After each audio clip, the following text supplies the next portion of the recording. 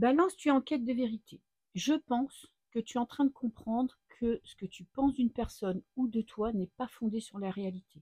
Il est possible que tu vois, il y ait eu quelqu'un dans ton entourage, ça peut être quelqu'un de ta famille, une amie proche ou des gens que tu croises qui te disent des choses et tu prêtes pas forcément attention, mais ça rentre dans ta tête, tu vois, et ça te crée de la confusion, ça te crée une fausse opinion. Donc moi, je pense que tu cherches à comprendre ta vérité, où tu en es exactement dans ta vie sentimentale, ce que tu penses d'une personne, est-ce que c'est fondé sur des faits réels ou sur juste, tu vois, comme là, des commérages, des on-dit, des réflexions qui viennent des autres et qui ne connaissent pas ta situation. Donc pour moi, c'est une période où tu vas essayer d'être honnête avec toi-même et honnête avec la personne à laquelle tu penses. Parce que toi, ce que tu veux, c'est tu as une décision à prendre. Et tu veux être aimé pour ce que tu es. Tu veux être vu. Tu veux être apprécié à ta juste valeur. C'est-à-dire pas une version édulcorée de ta petite personnalité. Peut-être que tu as besoin de certitude avant de prendre une décision, c'est-à-dire est-ce que j'accepte de me marier, est-ce que j'accepte de vivre avec cette personne, est-ce que je romps mon engagement, mais parce que je sais pourquoi exactement et non pas parce que je crois que ou j'ai entendu que.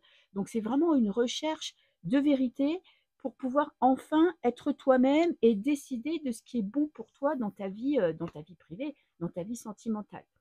Dans les blocages, il y a quand même beaucoup de tristesse. Tu vois, tu as l'impression parfois d'être débordé par tes émotions, par la situation, de pas vraiment comprendre. Peut-être que tu as été déçu d'un comportement d'une personne. Tu as peut-être même été déçu de toi-même, hein, parce que tu n'as pas osé dire ce que tu pensais, tu n'as pas osé t'engager, tu n'as pas osé révéler tes sentiments, tu n'as pas osé t'affirmer dans ton couple. Et donc là, du coup, il y a de la déception, il y a peut-être un petit peu de pessimisme aussi qui pourrait t'empêcher de te faire confiance.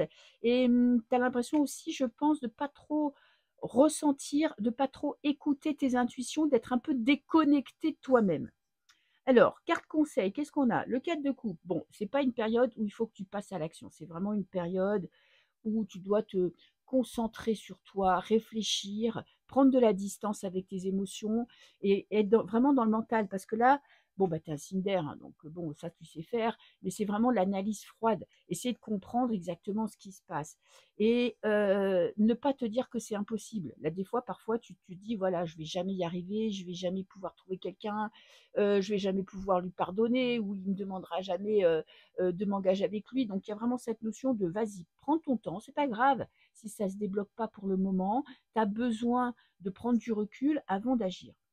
Ouh, en fin de mois, on a un petit cadeau de je sais pas qui, d'une personne que tu aimes, ou peut-être ça peut être une rencontre.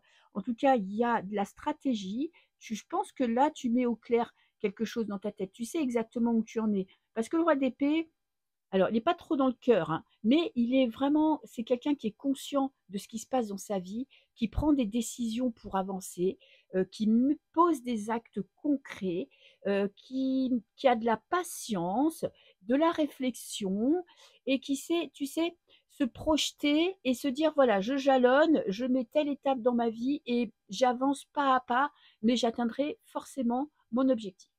Je te fais des bisous.